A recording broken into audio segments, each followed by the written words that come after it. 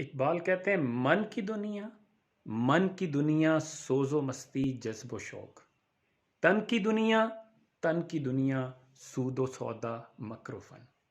हम सारी जिंदगी अपने इस सिर्फ जिस्म का जो एक मादी हमारा वजूद है, हम बस इसी को देखते रहते हैं, इसी की परवरिश करते हैं, इसी को खिलाते पिलाते हैं।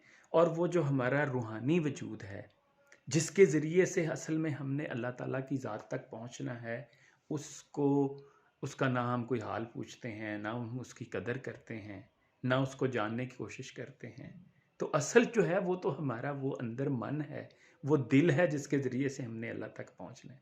तो ये इकबाल असल में हमें समझाने की कोशिश कर रहे हैं कि उस दुनिया से नहीं, इस अंदर वाली दुनिया से, बाहर वाली दुनिया से नहीं, अंदर वाली दुनिया से राब्ता करो।